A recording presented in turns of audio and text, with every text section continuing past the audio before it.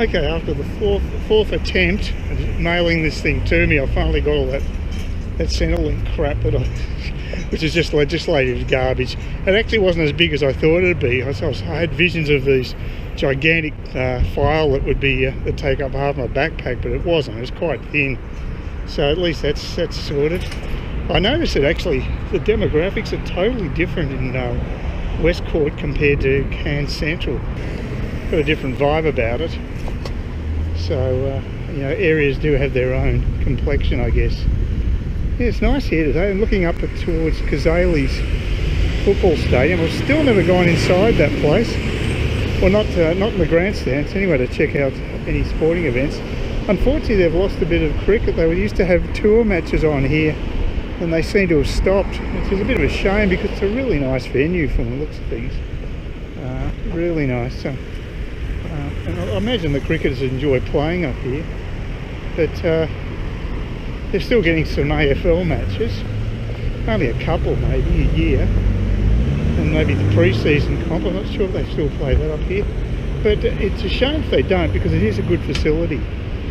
So a bit of a waste if they're not using it enough. Because I love the backdrop. It's quite a good backdrop to the oval. Good location. So a bit of a shame if it's underutilised.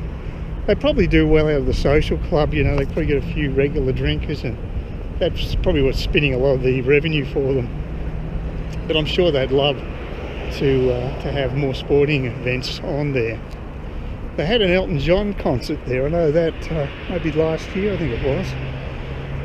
So they do hold concerts there. So you know, if you own the infrastructure, you want to use as much as you can, I guess. So fixed costs after all. There's always maintenance costs that have to be paid regularly, whether it's being used or not. But yeah, it's a good complex. As long as you avoid the pokey rooms. I can't stand those places, but again, that's one of their great revenue spinners, no doubt. So there you go. That's it. It's not big. It's sort of Cairns level. It's just sort of bigger than a country town, but not as big as the big city. That's pretty well sums up Cairns. But as long as we've got a Dan Murphy's down the road, I'm happy. So I want to get myself that Hoegaaden beer. Very nice drop. All right, I'm about to head down to Woolworths to get myself some of the Indian tonic water to go with the Windsor gin. We'll be interested to see what that's like, because that's actually even cheaper than the Vickers when it was on special.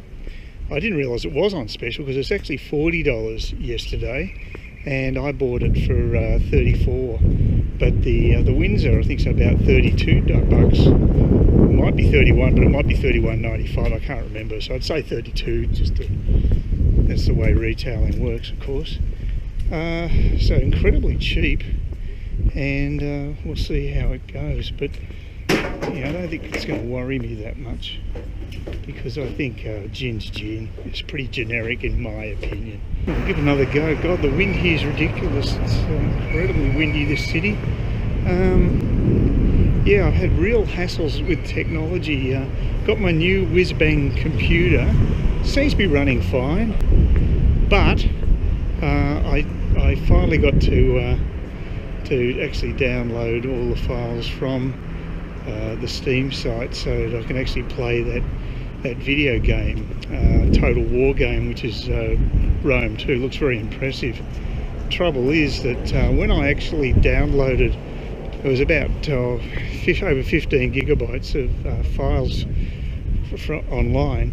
I got a message saying that I need this other file from Windows, Microsoft Windows, and tried to download. I think it's something like a frame file or something, and it seemed to be downloading fine, but then it just hung right at the end, and then it said it couldn't successfully download this file, which is presumably important to play the game, because it was being used by some other application. So it's very strange. I don't know what that was all about. But when I went into the game, it all seemed fine. I used to play a car, I could use the map to look around. Fantastic scenery, really good, set in ancient Roman times, and it looks very good. And the troops look fantastic, and very impressive. Only trouble was that I couldn't actually select any of the troops to actually attack, which is the whole point of the exercise. So this is like a training tutorial, and everything worked except I couldn't actually select the troops to actually take action, which is sort of basically destroys the whole point of the game, really. And so I've had to put in a technical request to the company behind the game to see if they can find out what's wrong and hopefully identify that file I need, or give me a copy of it. Maybe they could attach it to an email or something, they can just load it up myself. But if it's just simply that, and I'm missing this particular file, this Windows 10 file, well, then hopefully there'll be quite an easy fix. But it's quite frustrating when you think you've got everything and there's just one other hurdle. There always seems to be another hurdle, because I had to go for a real hassle just to get the damn correct product keys for the actual game. There's 3 times I had to get a product key. I finally got one that worked at the end. So very frustrating procedure all round. So I really didn't need all this other crap as well, where the thing wouldn't even play properly, unless I'm missing something.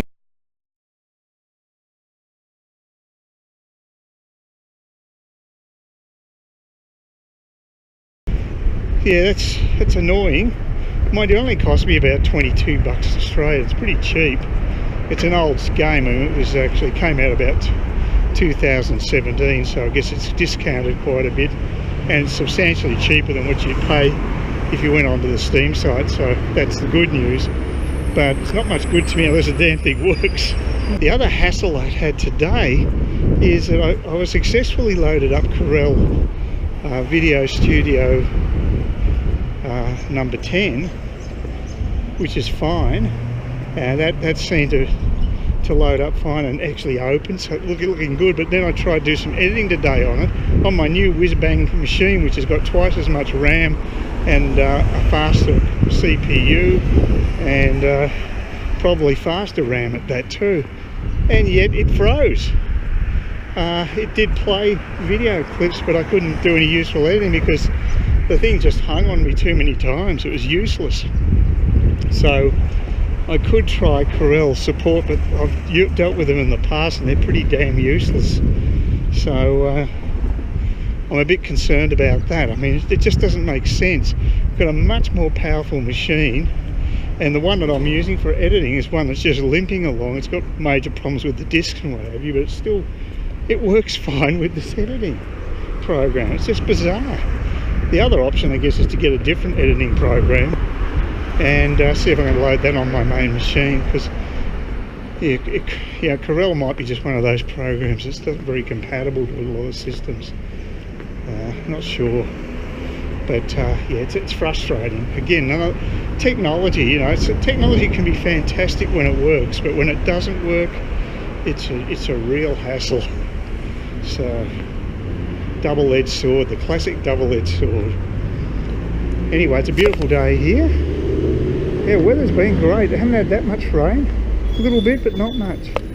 And as I say, very pleasant air temperature. So yeah, it's a good time to go and have a long walk. And I've got a few extra things to get at the supermarket. Nothing vital apart from maybe Indian tonic water, because I would like to try my gin tonight. The Hoegaaden went down really well last night. I did the right thing. I only had 2 bottles of 2 stubbies, because it's actually really flavoursome beer. But it's not beer you want to bloody hit really hard. If you want to get sloshed, I suggest you use a cheaper beer, because after the first 2 stubbies you don't get the same hit with the flavour. So it's poor cost benefit. Definitely the way to go is just have a couple of stubbies at a time and take in the taste, because it is really a beautiful beer to savour. So I'm very happy with it. And I've got to say, the people at Murphy's, the guy who served me was fantastic. They didn't have a slab in the freezer area, the chilled area, but he made one up for me. He just took them off the shelves and he gave me one that was cold as well. And he said, why should you pay for the electricity when we can? So that was nice of him. So yeah, it was a really good experience. And this woman actually gave me a little token for the to use the trolley inside as well. So yeah, pretty good customer service there at Murphy's. So it's yeah, good experience all round. There's the new Performing Arts Centre over there. They finally opened it.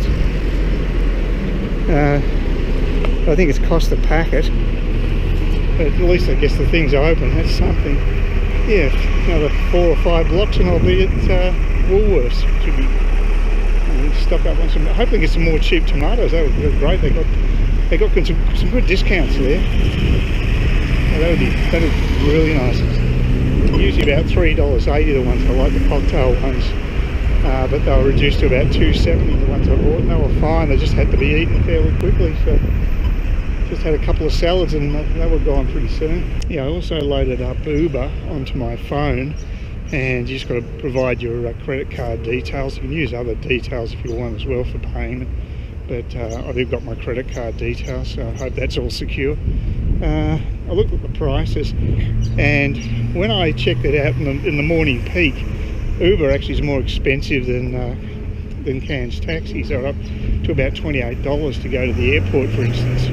Normally that would cost me around 25 tops with Cairns taxis, so that was higher. Then I checked during the day, and then it dropped down to 17 to 21, I think it was. And today, on Saturday, it's down to 16 to 20.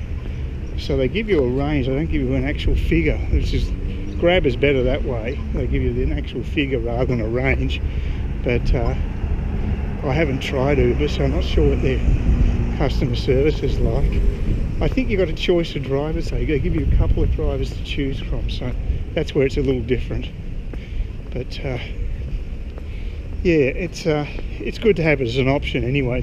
Handy when it's on the phone, and also handy that you don't have to use cash.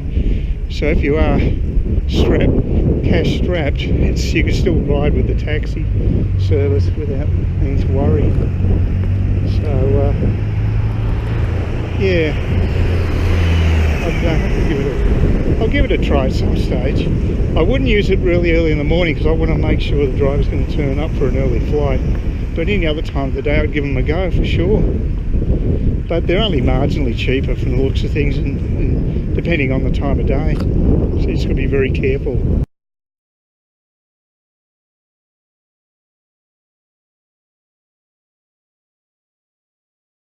Please consider subscribing to my channel if you think there's anything there of use to you, or entertainment or whatever.